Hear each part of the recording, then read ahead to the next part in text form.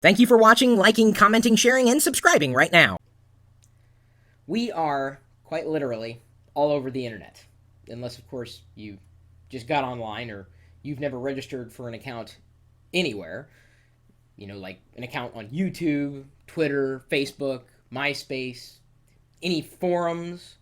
If you don't live online, then certainly you probably hadn't heard of the phrase social media before now, or maybe you heard about it in some kind of seminar, class, maybe a conference of some kind. Maybe you heard it on the news. I mean, it's kind of hard to avoid. Everybody seems to want to tease out the fact that they're on Twitter or Facebook. The traditional media has certainly embraced new media, which is what social media used to be called, because it is about interacting with other people and potentially with companies as well. Some people want to know, well, where do I start with this whole social media thing? What is it? Who owns it? What do I do? How do I do it? Everybody's going to have a different opinion on how to approach social media. The bottom line, though, is transparency. Being yourself, or certainly being honest, forthcoming with information about your business, and engaging the community at large. Because it's not just the community on YouTube or Twitter or friend feed, etc. It's everybody. Because community is at the center of self. And at the center of self is extended these, I guess you could call them branches of sorts, or arms. Okay, we'll go with the human metaphor. And upon which, we're able to place our identity, and then out to the fingers, and the ends of each of the fingers, we have our various networks that we're able to interact with. And sometimes those networks cross over, and sometimes we know the same people no matter what network they happen to be on, and we're all just communicating. That's kind of what social media is all about. Now, in a nutshell. If you are looking for the social media Bible, look no further. Here it is. You cannot have my copy. I was happily interviewed by Lon Safko when I visited PodCamp, Arizona, and I did that for a friend, Brent Spohr.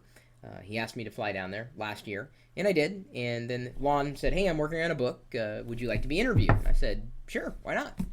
And in flipping through this, because admittedly I have not read it, it's kind of a big book, and I also kind of know what's going on. I'm not going to say I wrote the Bible, but certainly being looked to as somewhat of a specialist, let's say. I'm certainly suggesting that you may want to give this a read. And yes, before you ask, there are pictures and illustrations on some pages, which I always like. I like the pictures. I like looking at that kind of stuff. There's I think, some interesting components of this book, and they're specifically found in what they call the commandments. So under each chapter, at the end, they have a list of things that you should do. So, for instance, under the video chapter, they say, "Thou shalt convert any VHS videos to digital format. Thou shalt upload. Thou shalt post everywhere. Thou shalt comment. Thou shalt not post copyrighted material." And it's just very well, it's basic stuff for me, but for a lot of people out there that really don't know where to begin, even on the internet in general, they're looking to interact. Well, I was quoted in this book, and I'm kind of proud to have been quoted in this book because, again, in thumbing through it, I'm pretty happy with the information that I've seen. So Lon Safko is the author, or at least one of the authors, and there's David K. Brake. The full title, Tactics, Tools, and Strategies for Business Success. But even if you're an individual, it still would be worth a read. Something that is certainly going to give you a leg up if you are new to the scene. If you haven't quite jumped in, you don't know where to begin. Certainly, when I start consulting with one company or another, this is now the book that is going to come with that package. Because instead of me explaining it, I said, look, here's some weekend reading. Just dive into it.